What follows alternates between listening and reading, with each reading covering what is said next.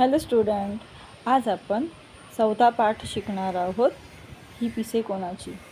तर आता आपण आज पाठाला सुरुवात करूयात. पान नंबर आहे 5.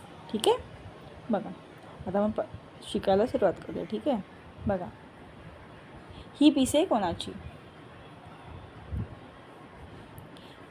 बघा, मिनूचे घर शेतात होते.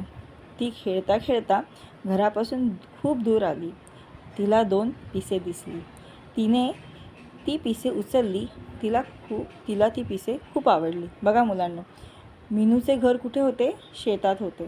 ठीक आहे, मिनूचे घर कुठे होते? शेतात होते.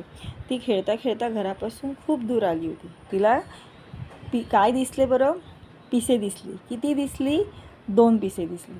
तिने ती उचलली. तिला ती पिसे खूप आवडली. ठीक आहे, पहिला पॅरेग्राफ समजला तुम्हाला. आता आपण दुसरा पॅरेग्राफ बघूयात. तिला वाटेत एक कोंबडी दिसली. मिनूला वाटले ही पिसे नक्कीच कोंबडीची असणार, म्हणून तिने कोंबडीला विचारले, कोंबडीताई, ही पिसे तुझी आहेत का? बघा मुलांनो, तिला वाटेमध्ये कोण भेटली? एक कोंबडी दिसली. मग मिनूला काय वाटले? ही नक्कीच पिसे कोणाची असणार? तर कोंबडीची असणार, म्हणून तिने कोंबडीला विचारले, कोंबडीताई, ही पिसे तुझी आहेत का? तिने प्रश्न विचारला. ठीक आहे, पुढे बघा. कोंबडीने पिसाकडे निरखून बघितले म्हणजे लक्षपूर्वक बघितले किंवा पाहिले. नाही ग बाई, ही पिसे माझी नाहीत, असे म्हणून कोंबडी खुराड्यात जाऊन बसली. बघा मुलांनो, कोंबडीने पिसांकडे निरखून पाहिलं म्हणजे काय पाहिलं?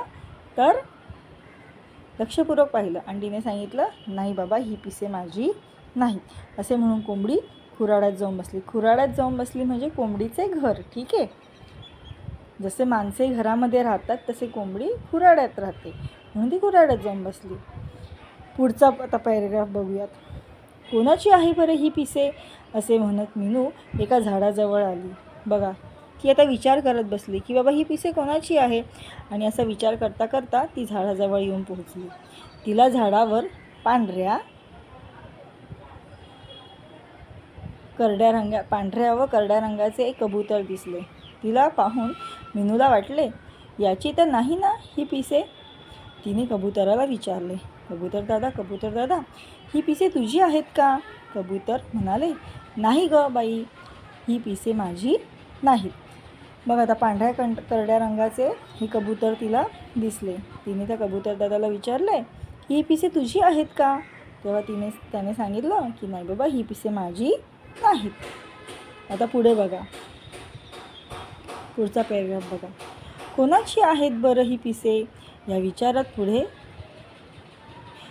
मिनू पुढे निघाली. समोरून आपला पिसारा सावरत मोर येत होता. बघा, मग ती परत विचार करत बसली की कोणाची आहे बरं ही पिसे, आणि या विचारात पुढे मिनू निघून गेली. समोरून आपला पिसारा सावरत कोण येताना दिसलं तिला? मोर दिसला. आता बघा, मोराचं काय बोलणं झालं तिच्याशी. त्याची ऐटदार चाल आणि रंगबिरंगी लांब सडक पिसारा खूप मोहक दिसत होता म्हणजे खूप सुंदर असा दिसत होता. तिने आपल्या हातातली पिसे निरखून बघितली. ही पिसे नक्कीच मोराची नाहीत हे तिला जाणवले.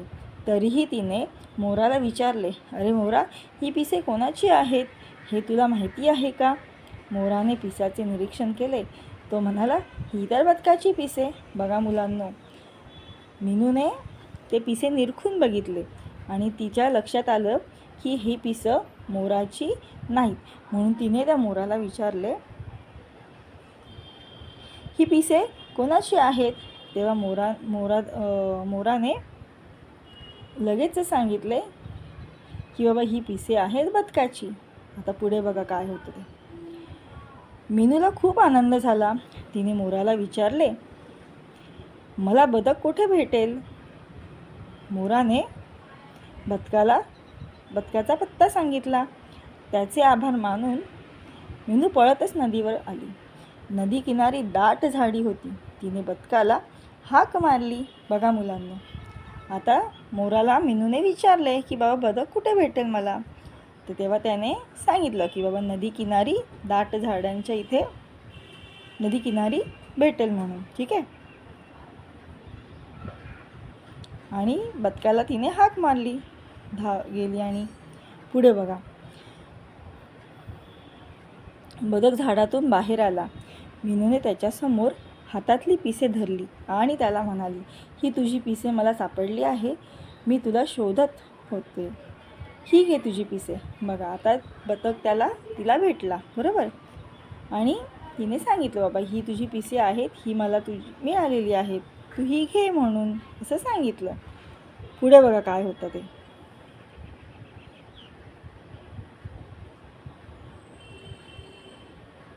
बघा, चित्र पण दाखवलं आहे.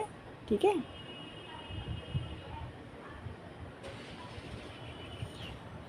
बदकाला मीनूचे कौतुक वाटले. बदक मीनूला म्हणाले, मीनू, तू माझी पिसे देण्यासाठी इतक्या दूर आलीस. दूर म्हणजे काय? लांब. ठीक आहे. म्हणून ही पिसे तुझ्याजवळ ठेव. एकदा पिसे गळून पडली की ती पुन्हा जोडली जात नाहीत. तुला अशी वेगवेगळी पिसे सापडली तर तू ती सांभाळून ठेव. बघा मुलांनो, बदकाला मीनूचे कौतुक वाटले. तो तिला म्हणाला सुद्धा की बाबा तू एवढं लांबवर आलीस माझी पिसे देण्यासाठी. मग तेव्हा त्याने सांगितलं की बाबा एकदा का गळून पडलेली जी पिसे असतात ती पुन्हा काही जोडली जात नाही.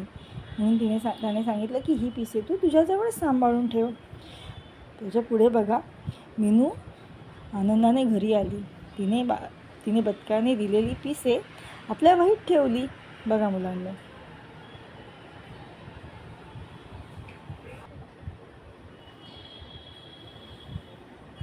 अशा प्रकारे आपला हा पाठ संपला आहे. पुढचे शब्दार्थ बघा मुलांना. दूर म्हणजे लांब, निरखून पाहणे म्हणजे लक्षपूर्वक पाहणे, आणि मोहक म्हणजे सुंदर. बघा मुलांना, निरखून पाहणे म्हणजे लक्षपूर्वक पाहणे हे तुम्हाला वाक्यात उपयोगामध्ये विचारू शकतात. ठीक आहे.